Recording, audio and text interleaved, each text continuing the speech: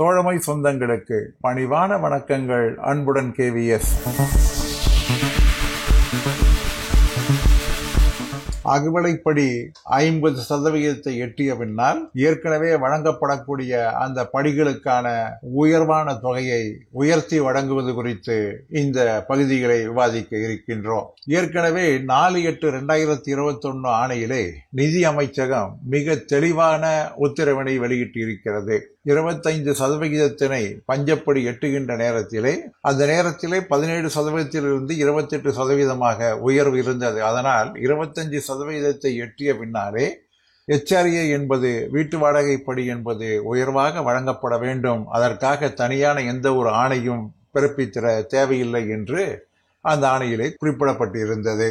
அதற்கு முன்னதாகவே நிதி அமைச்சகம் தனது 7/7/2017 ஆணையிலே ஒவ்வொரு முறையும் 25% தாண்டக்கூடிய நேரத்திலே உயர்வான HRA வழங்குவதற்காக தனியான எந்த ஒரு உத்தரவையும் அளிக்க தேவையில்லை. அதே போன்று எந்த அலவன்ஸிற்கும் தனியான உத்தரவு என்பது பிறப்பிக்கப்பட வேண்டிய நிர்பந்தம் இல்லை என்று மிக தெளிவாக குறிப்பிடப்பட்டிருந்தது.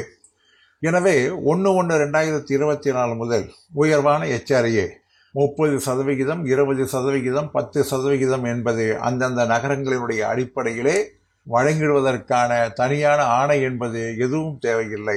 அது கண்டிப்பாக வழங்கப்பட வேண்டும். 1/1/2024 முதல் அதற்கான நிலுவைத் தொகையும் உடனடியாக வழங்கிட வேண்டும்.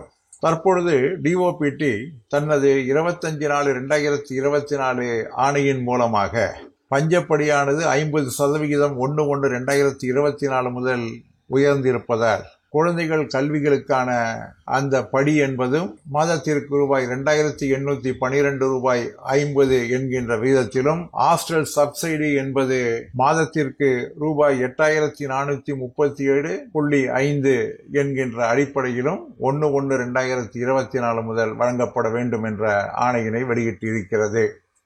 அதே போன்று குறைபாடு உள்ள குழந்தைகளுக்கு மாதத்திற்கு 5,625 ரூபாய் குழந்தைகளுக்கான கல்விப்படி வழங்கப்பட வேண்டும் என்றும் குறிப்பிட்டிருக்கிறது.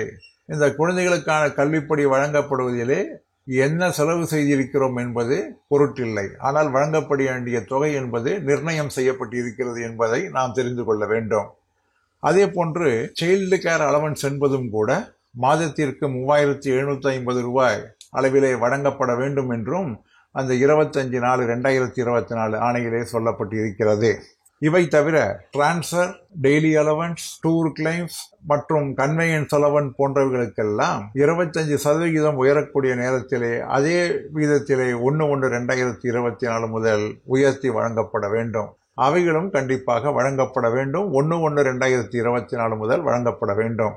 எனவே தனியான ஆணை என்பது நிச்சயமாக ஏற்கனவே 7/7/2017 ஆணையிலே சொல்லப்பட்டிருப்பதை போல தேவையில்லை என்பதை மனதிலே கொண்டு ஊழியர்களுக்கான அந்த உரிய தொகையினை வழங்குவதற்கு சம்பந்தப்பட்ட கணக்கு பிரிவுகளும் தயாராகிட வேண்டும். அதற்கான உத்தரவையும் நிர்வாகங்கள் வெளியிட வேண்டும் என்று கூறி முடிக்கின்றேன். மீண்டும் சந்திப்போம். அன்புடன் KVS.